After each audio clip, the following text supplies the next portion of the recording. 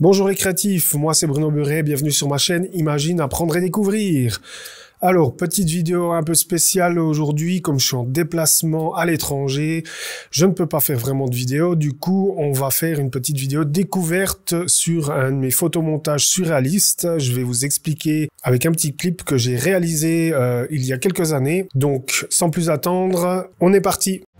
Donc nous voilà dans notre petit clip que j'ai réalisé en 2019. Donc là on arrive sur Photoshop, j'ai fait un croquis de l'image. Là on peut voir qu'après je le mets dans un dossier et je pars pour la préparation avec mon appareil photo, à l'époque un D4 donc qui fonctionne très bien. J'anticipe un peu tout le matériel, je vais repérer les lieux, je vais prendre quelques photos, là je pars. Donc au coucher de soleil, c'est très bien. Là, je prends beaucoup de façades de maisons pour repérer les maisons. En fait, là j'arrive dans le shooting avec mon modèle. Et là je dirige mon modèle d'après mon croquis. Avec là une corde qui tire les maisons. Donc je simule les maisons avec un piquet à l'extérieur.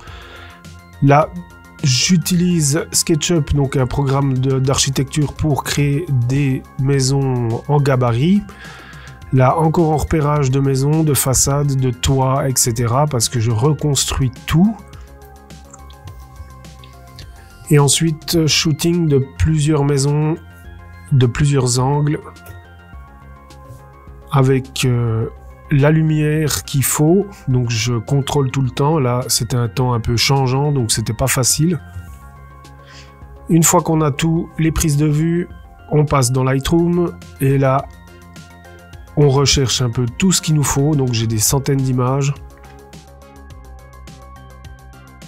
Là on peut voir que je reconstruis des façades avec le filtre point de fuite qui est vraiment extraordinaire pour déformer ou aussi pour utiliser le tampon en perspective. Donc là je l'utilise et je mets contre les gabarits pour après avoir les perspectives justes.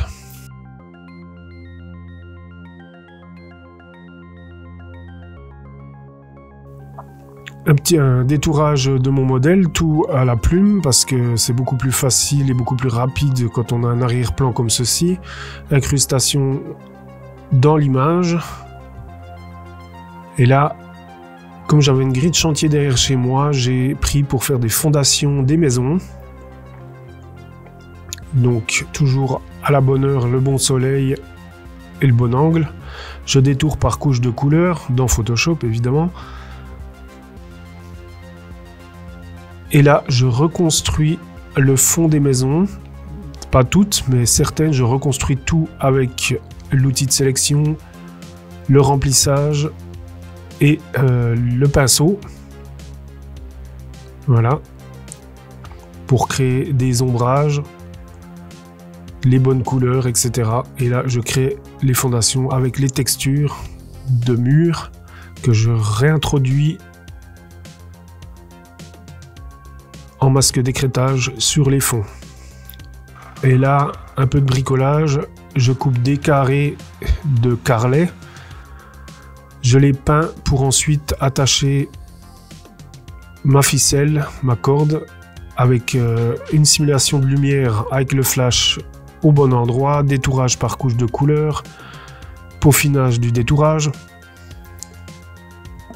Pareil ici pour la scène, donc on imagine bien que ce cube en bois est une maison. Comme je trouvais que ça faisait pas très réel, j'ai dû tout reproduire les cordes comme ceci, toujours avec des masses d'écrêtage dans la simulation de cordes avec le dessin, et voilà le tout imbriqué avec 288 calques, donc les maisons reconstruites entièrement pour avoir les bonnes perspectives d'après le gabarit 3D que j'ai réalisé avec SketchUp. La fumée que j'ai pris ultérieurement aussi en photo. Les fondations qu'on peut voir avec la grille de chantier. Les cassures que j'ai pris aussi en photo contre des murs. Traitement ensuite de la luminosité. Et voilà. Je vous remercie d'avoir regardé ce petit clip vidéo. J'espère que ça vous a intéressé, que vous ayez un petit peu appris quelque chose.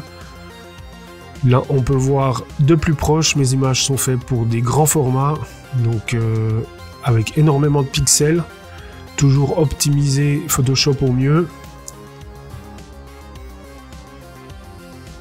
Et bien sûr, à la prochaine pour une vidéo tutoriel. Et n'oubliez pas, tout le monde est créatif.